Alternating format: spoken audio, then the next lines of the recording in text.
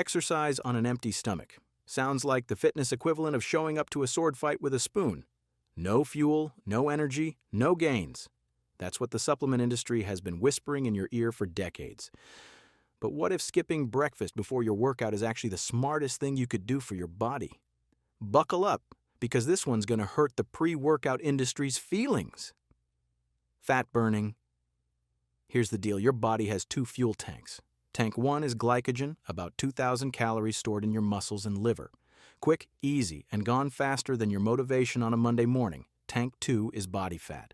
We're talking 100,000 plus calories of stored energy.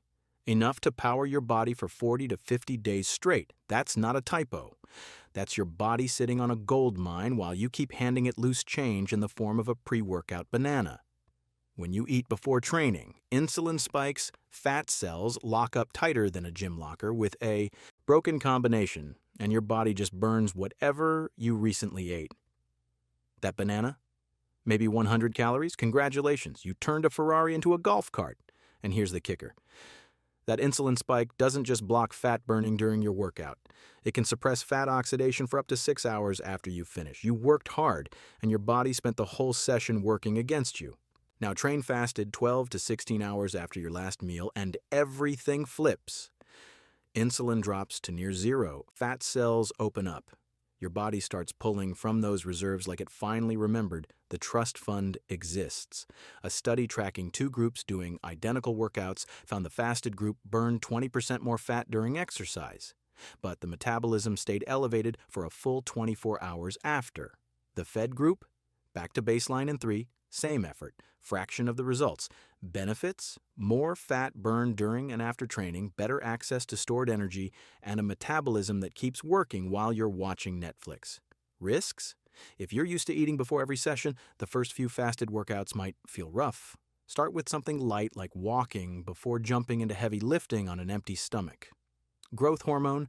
This is the part that sounds made up, but stick with it. Fasted exercise triggers a 2,000% increase in growth hormone. Not 20, not 200, 2,000. A resting adult produces around 0.5 nanograms per milliliter. After fasted exercise, that jumps to 10 plus. That's the same level kids hit during growth spurts when they're literally building new tissue overnight, and clinics sell synthetic versions to celebrities for $1,000 to $3,000 a month. Your body makes it for free. The price of admission is just skipping breakfast. Think of growth hormone as your body's repair crew. When you're fed, they're on a coffee break, scrolling their phones, doing the absolute bare minimum. When you're fasted and moving, they're working triple overtime, rebuilding you into a leaner, stronger version of yourself, and nobody sent them a memo asking permission. It repairs muscle, burns fat, tightens skin, strengthens bones, and specifically targets visceral fat, the dangerous stuff wrapped around your organs linked to heart disease, diabetes, and early death.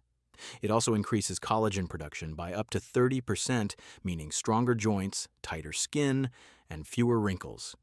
Basically, the anti-aging clinic experience, minus the awkward waiting room and the invoice that makes you want to lie down.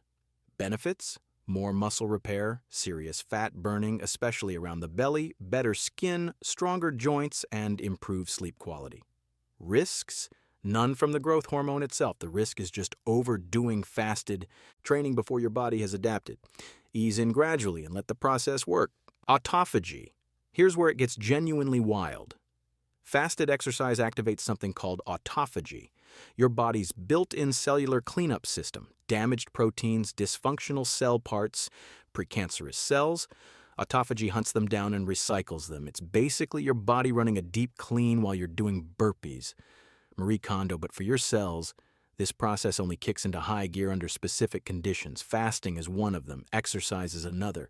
Do both at the same time, and you've essentially hit the turbo button on your body's self-maintenance system.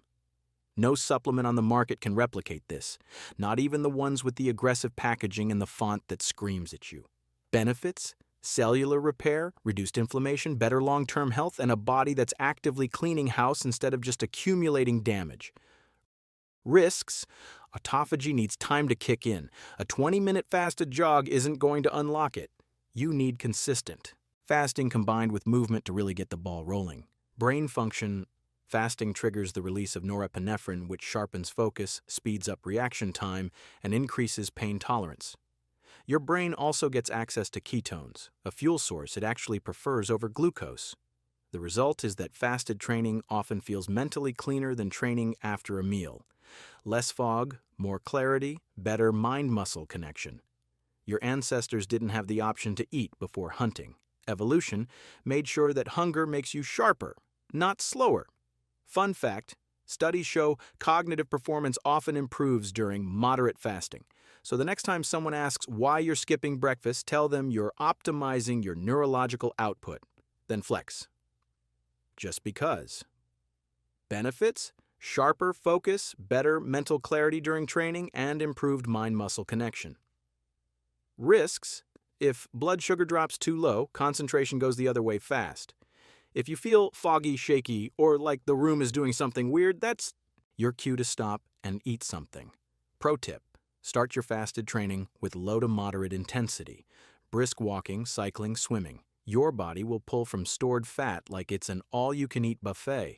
For muscle building, lift fasted but keep sessions under 45 minutes. Then break your fast with 30 to 40 grams of protein within 2 hours and let the growth hormone do the rest. The fitness industry makes billions convincing you that you need to fuel up before, during, and after every session. Meanwhile, the most powerful performance tool available costs nothing and requires you to do less, not more. Your body isn't a machine that needs constant topping up. It's a system built to thrive on strategic deprivation. The only question is whether you're brave enough to trust that over a tub of pre-workout with a skull on the label. Drop a comment if you're going to give fasted training a shot this week, and if you want to know more about autophagy and what actually happens to your body during extended fasting, check out this video next.